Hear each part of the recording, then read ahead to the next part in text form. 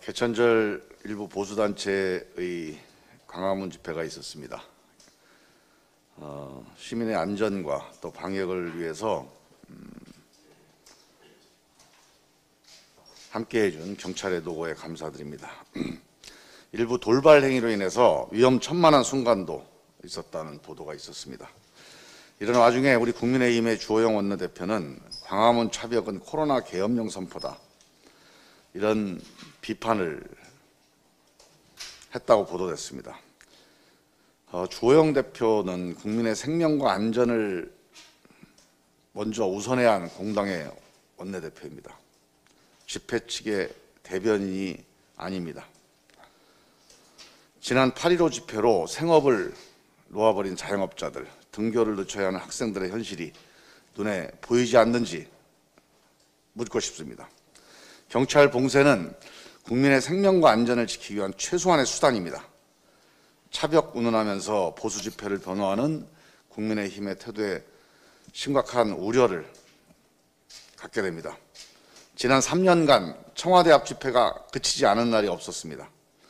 문재인 정부는 지금껏 어떤 국민의 목소리도 차단한 일이 없습니다. 그러나 지금은 코로나 위기입니다. 지난 8.15 집회로 촉발된 위기가 이제 겨우 진정세에 접어들고 있는데, 국민의 생명을 정치적 목적과 바꾸는 일에 동참하지 말 것을 국민의힘에 강력하게 촉구합니다.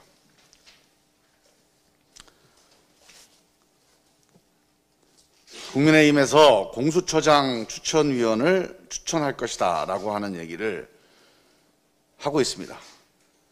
그런데 지난 7월 15일 법이 시행된 이후에 이런 얘기를 공식 비공식으로 여러 차례 우리 당에 전해왔습니다.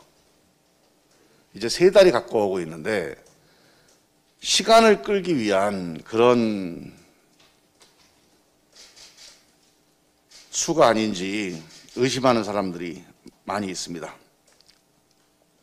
우리 당에서는 국민의힘이 공수처장 추천위원을 추천하게 된다면 함께 추천위를 구성해서 추천 절차를 진행하겠지만, 시간을 끌기 위해서 이런 정치적인 언사를 계속 이어가는 거라면 또 이를 방치할 수는 없는 노릇입니다. 따라서 동시에 우리 법사위에서 이 공수처법 개정안에 대한 심사가 병행돼야 된다, 그런 말씀을 드립니다. 일부에서 공수처법이 시행되지도 않았는데 개정하는 것은 적절하지 않다, 이런 얘기를 하는 분도 계십니다. 하지만 현실은 이 공수처법이 실질적으로 시행이 불가능한 상황입니다. 따라서 이 시행이 가능하게 하기 위해서 개정이 필요하다는 점을 분명히 말씀드립니다. 헌재 결정을 핑계로 야당이 계속 지연을 하고 있는데 더 이상 방치할 수는 없습니다. 국정감사 기간이지만 공수처 설치는 한시가 급합니다. 당초 법사위원장께서 10월 6일까지 법사위 소위에서 공수처법 개정안 심의를 요청한 바 있습니다. 정상적인 법 개정 절차가 진행될 필요가 있습니다.